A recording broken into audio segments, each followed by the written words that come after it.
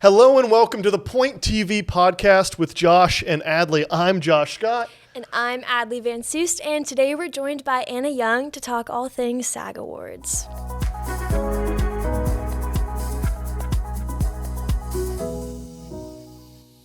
Thanks for having me, guys. Of course. So first, let's talk about a little bit of the difference between the SAG Awards, maybe some of the other award shows that we know. I know for me personally, even doing preparation for some of this, I got a little confused looking at what's an Oscar nomination versus a SAG nomination and how those are even decided. Yeah, so the SAG Awards it's the Screen Actors Guild, and for that award show, they primarily look at just acting in films and TV shows. And so members of that guild can vote for this award show. And then we have like Academy Awards, so the Oscars. And with that focuses on all aspects of primarily just film. And members of that are like directors, writers, producers, actors. And so all of those members vote for that.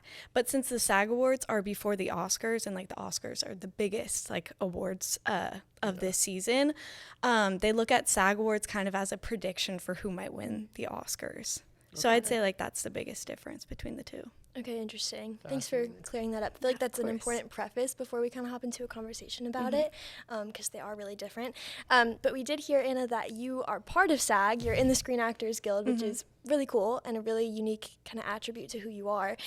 So would love to know a little bit more about what that's like, how you got involved, and what that really means to you. Yeah, so to actually get into SAG, there's like two main options. So one, you can book a principal role in a union production, and then with that you'll be SAG eligible. And then you can also do you can get 3 different SAG vouchers on union productions by just being background or extras on the set. And so that's how I got in. I was eligible, I think back in like 2018, just by doing extra work on like TV shows, which was just like, you know, like little like one-day gigs. And then with that, since they were union productions, I was eligible. I didn't join until last February. So I had been eligible for a while, but I thought that was the right time because I booked like this small role on a TV show, and like they were like, you have to be a part of SAG. And so I was like, thankfully I was eligible, so I joined that. And so I mean, being a part of SAG is something that every actor really like shoots for, because it is hard to get into, and in that you get a lot of benefits with just pay rate, and then also just like how you're treated on set, like working specific hours and stuff. Like they take care of like people in the guild. So yeah, I mean, it's definitely a privilege to have joined it so like early on in my career. And I'm like super happy because then I can audition for different union projects, and those are like the more like prestigious ones that like people want to be a part of. So yeah, that's how I got into it and stuff. And so once you're eligible, is then there like a whole separate application process, or is it quicker? It's pretty quick. Like I didn't really know much about SAG until last February when I was like, okay, I have to join. And it was in like a 3-day time span. And so I found out that I was eligible. Like I got like my pay stubs and stuff like that. And then basically you just like go onto the website and you put in like your like an ID and stuff, like code, like to find out if you're eligible. And then you just pay like an initial fee, which was... that's a big part of what was holding me back. But with that, so it was a pretty like short process for once you're already eligible to actually joining it. You basically just pay, and then it takes like less than 24 hours to like to have the turnaround to actually be a part of it. So it was nice because I literally joined on like a Thursday and then was on set on Friday morning. Wow. And so I was like, thankfully it worked out, because that was like stressful. Yeah, exactly. Well, congratulations. Thank you. That's awesome. Thank you. Thank That's you, really guys. Fascinating.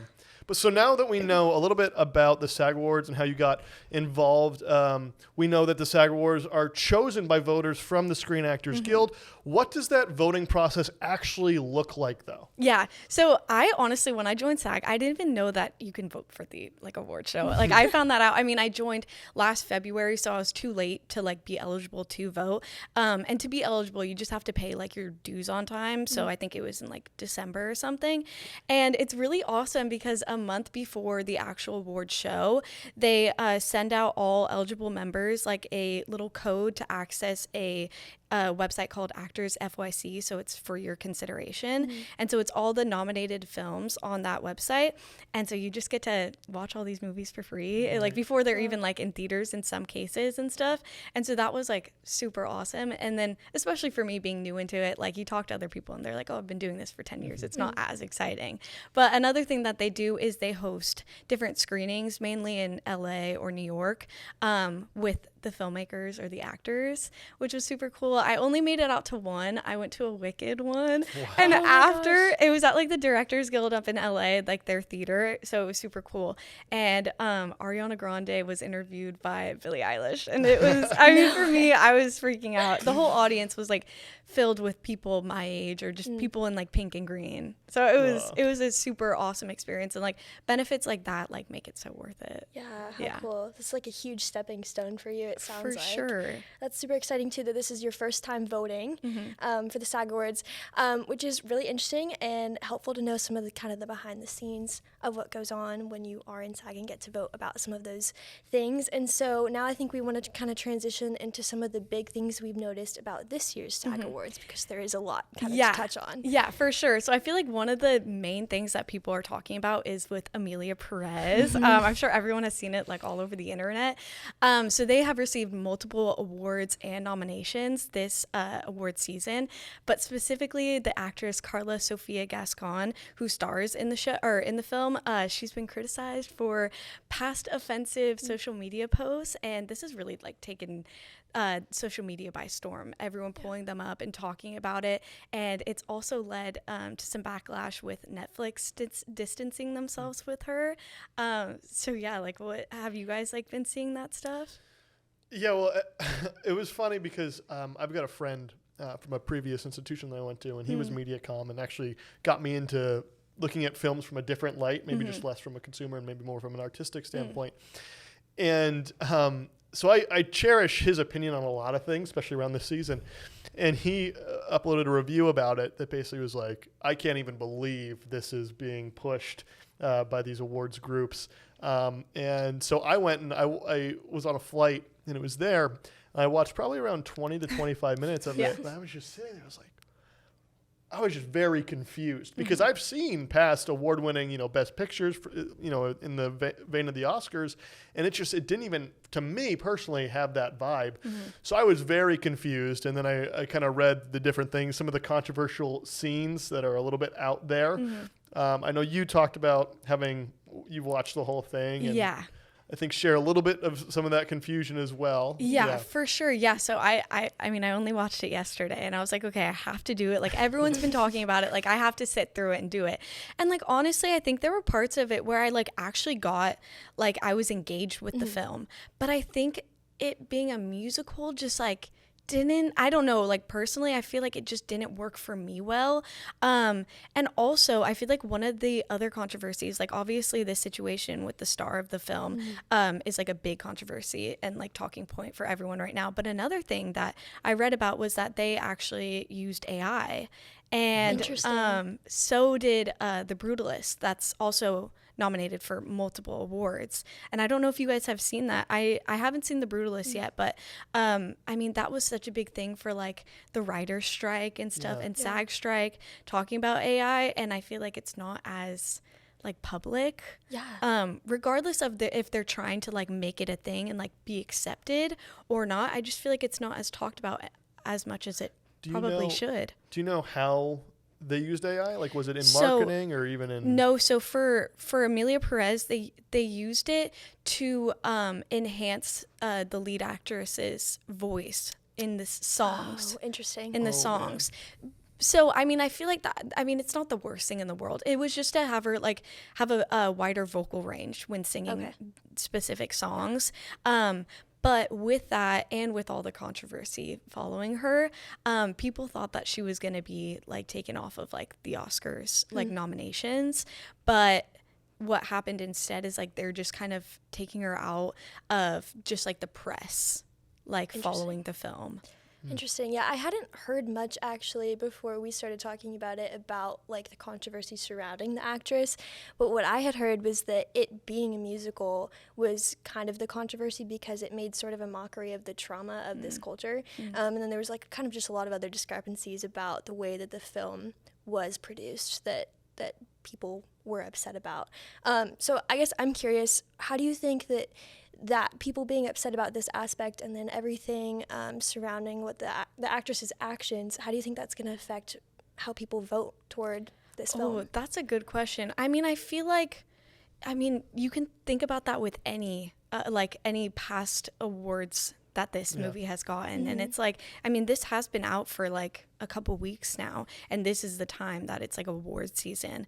And so maybe it will affect it, but like, even just people watching the movie, like, I feel like we have this common where we're like, we don't know if like we would vote for this, like in general, but clearly it's winning a lot. And so I don't know. I know that it's not something that I would necessarily watch again, but it doesn't seem like that's like really a large opinion. It seems like it's going over really well for a lot of voters. Yeah, and for a lot of people who may not know, it tackles a really controversial topic of transgenderism and that entire world and what it may be like to be trans and what that process and undergoing that process is like. But at least from my standpoint, who is very ignorant to a lot of what that life looks like, I could really see how it would be offensive to people who are both pro-trans and anti-trans. And that was what was most confusing to me in an award season, is that kind of lack of balance on either side, which is just, it's fascinating. And also, we're sitting here and we're, deep into this conversation now, and we haven't really touched, Wicked and talking about a lot of those awards going on. We haven't touched The Brutalist, maybe The Substance. And, you said that was a hard watch for you personally, talking before, just because of a lot of the different visuals and all that. So it's fascinating to see, maybe this happens every year, but there's one film that kind of takes the media by storm, for good or for bad. But interesting enough, though, the SAG Awards will be streaming live on Netflix for the second year in a row. Netflix has recently been dipping into its toes into live stream events. They had the Roast of Tom Brady, which was a live stream event. They've just signed, I think they're doing WWE Raw now every Monday live, and they're doing comedy specials and other type of sports things. They've got the NFL on Christmas now as a part of a strategy to compete with traditional broadcasting and expand its content much further. It marks a major shift, though, in how award shows are being distributed. It's not like the Golden Globes. We can only just watch it on, I believe that's ABC. Maybe I'm wrong there, but now it's almost more accessible. I don't know what your thoughts, or Adley, your thoughts too, on the shift towards streaming back into live events. It's almost like we've got a new version of cable coming around. Yeah, I feel like that's just kind of like the age that we're going into. The reality is, like, at least I know me and like people that I'm close with, we all don't have cable, but we do have Netflix. And so in a sense, like, it does make it more accessible to people, like, especially our age. I feel like we're going more into streaming platforms. And so it makes it easier for us to watch and encourages us. Like the Oscars, I think maybe the Oscars is on ABC. I think that's what I heard. But like that, I'm like, I don't know how I'm going to watch that. Right. I don't have cable. Yeah. So yeah, it's interesting. I've heard it be referred to as cord cutting, like completely getting rid of cable and transitioning to full streaming services. And like, I don't know about you guys, the way that you grew up, but I grew up with cable. Like I watched my Saturday morning cartoons, and then I also had Netflix. Like as long as I can remember. I remember like maybe I was 5 or 6 or something around that age when my parents were like, oh, we just got this Netflix thing, we're going to try it out. And from there on, it was like everything was streamed because that was more interesting and there were no ads. And yeah, it was just more accessible to find the things that I wanted to find. But I do think it's interesting because Netflix has this focus on quality. And so with, live streaming awards and things that are of high importance, I think that can be a risk factor for Netflix and for other, places that provide their own streaming. But yeah, I don't know what you guys think about that. I think that's an interesting shift and one that they've done really well so far, but I'm just curious kind of to see how that moves forward.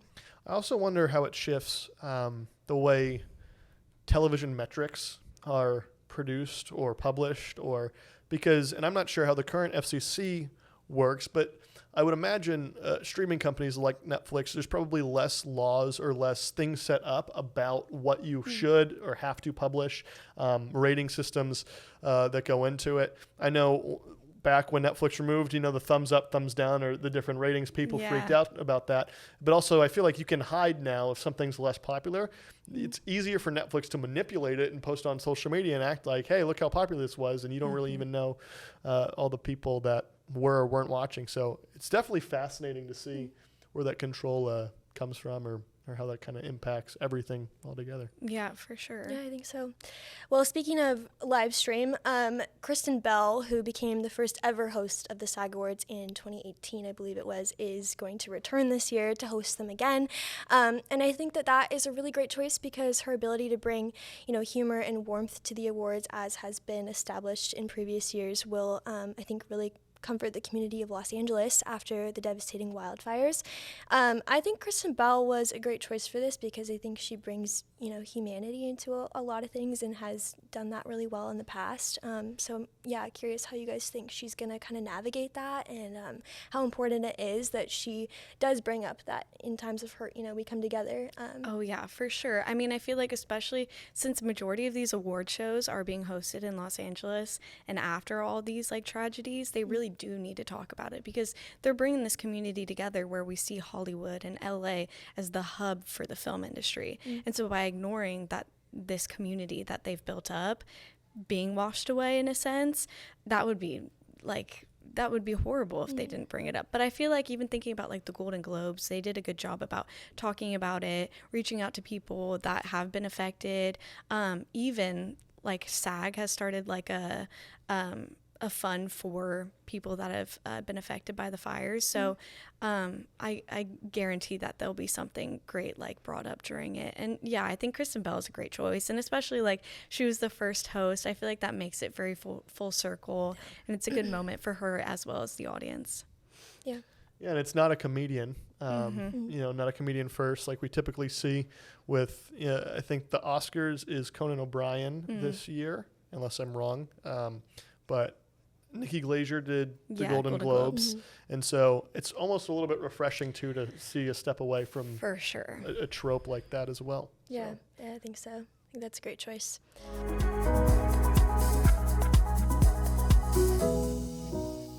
Yeah, so I do think it's pretty agreed upon that Kristen Bell is going to be a pretty great choice for this year.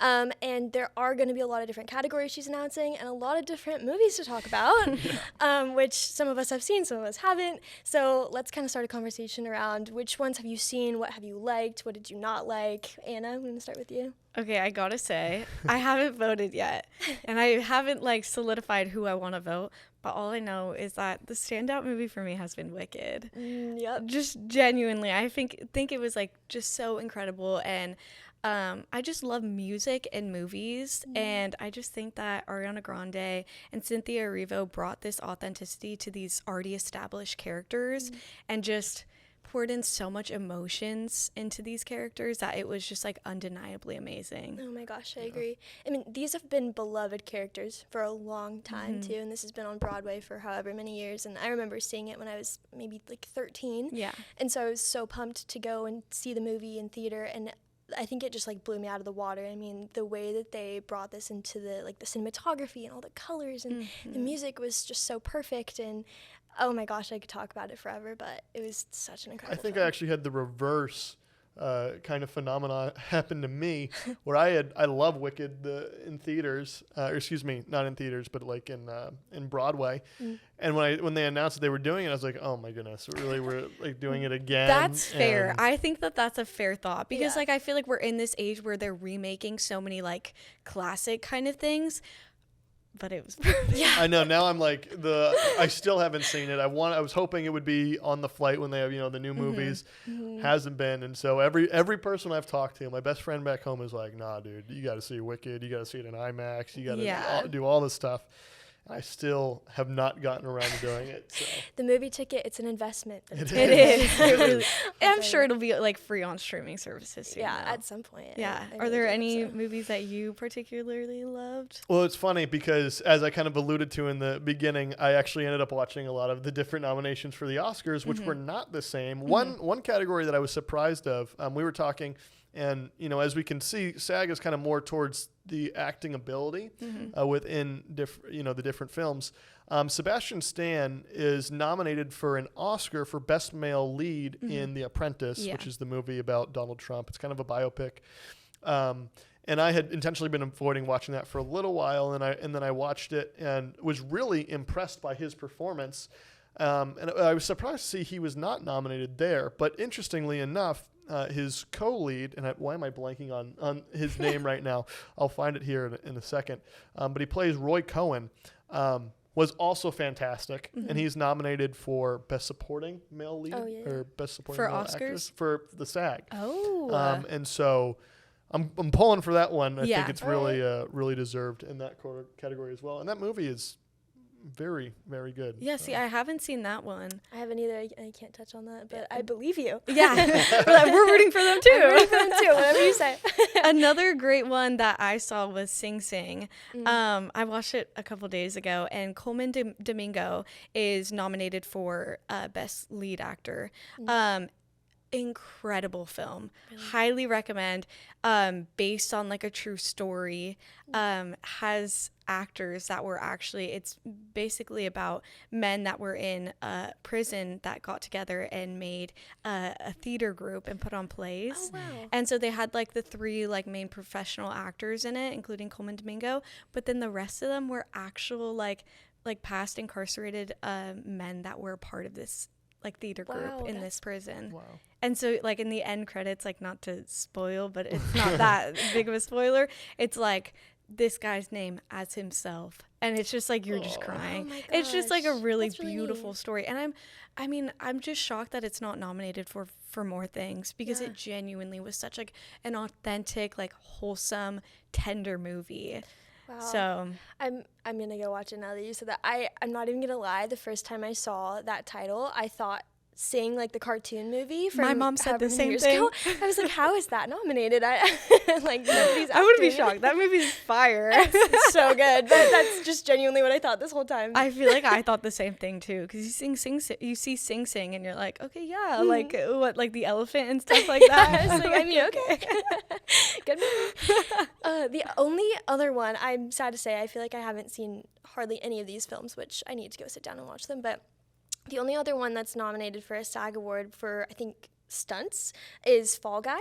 I watched that one with Ryan Gosling. Yes. And it was actually really cute. It was, Is it? It's very action-packed, which is, I think, why it's nominated for, a stunt award, because it's about a stunt man.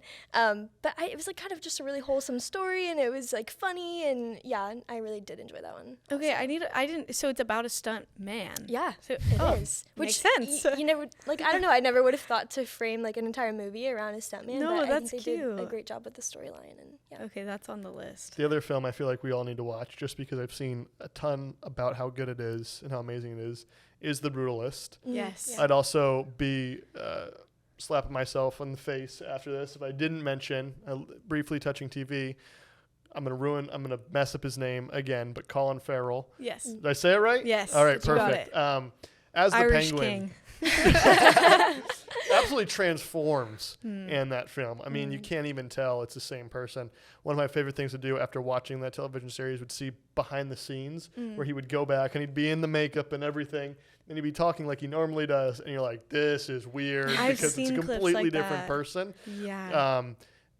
He's the one that out of every category for me, I feel like that would be what I viewed as a snub. If he didn't take anything, even if it's not SAG, if he doesn't win something this award series for it, that'd be a shocker for me. He's really fantastic in that show. Is That's that only good. one season Yeah, it's only one season and right stopping there, or now on do you HBO think- Max. There's talk about renewing it for. I think they actually did renew it for a second. Good. It is fascinating how they managed to take a character that is, a villain in the Batman universe, and you begin going, how am I going to, want this guy to get beat up? And by the end of it, you're like, I cannot wait to watch Batman just go to town on this guy. I mean, it's really, really great writing, and so rooting for Colin. Okay, I need to watch that I will one. too then. Yeah, that's a really interesting like character development storyline. Oh, yeah. I like that a lot. Yeah. Have you guys, either of you guys, seen the movie Anora?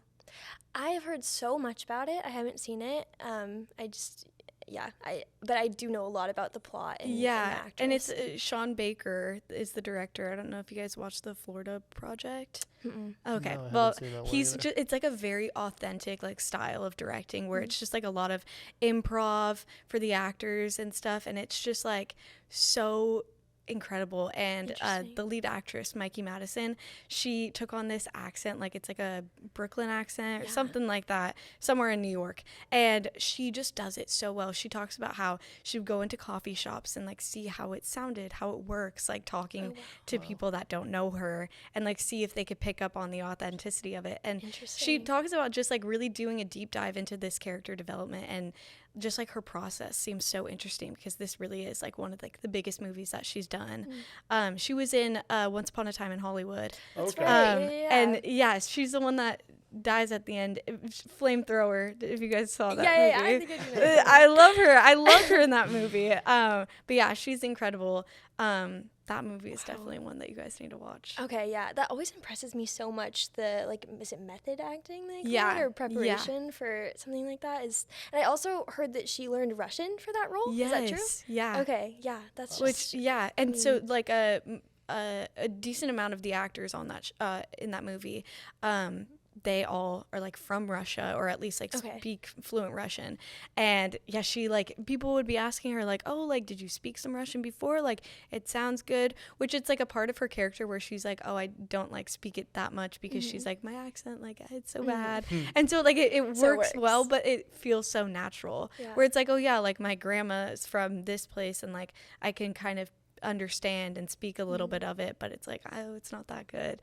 So it's like they made it seem so authentic without it being like, oh, our actor doesn't know how to pick up on this accent. right, you know? Oh, that's a good way to do that. Dang, that's impressive. Yeah. It's so refreshing. This feels like the year. I mean, we've had a couple of years kind of building to this. Last year felt like, okay, the ball is going to start rolling. But I'm just glad to see consistency in the return to just theater and people going and watching films. And I think there was a little bit of a worry with streaming's rise, what that would mean for everything. And in my personal opinion, I only feel like it's boosted a lot of projects that may not have even been seen beforehand, or may not have been popularized beforehand. So I'm just happy that the industry feels like it's thriving and going in the right direction. Yeah, this is exciting, and we're excited for you and for Thank this you. huge stepping stone Absolutely. and, Thank you guys. and everything that you're going to be doing. So congratulations. Thank you. Yeah, absolutely. Well, that is all for today on the PTV podcast with Josh and Adley. I am Adley Van Soest. And I'm Josh Scott. Thanks so much to our special guest, Anna Young, for joining us today to talk about the SAG Awards. Thanks, guys, for having me. Absolutely. And don't forget to subscribe to Point TV to catch us next time.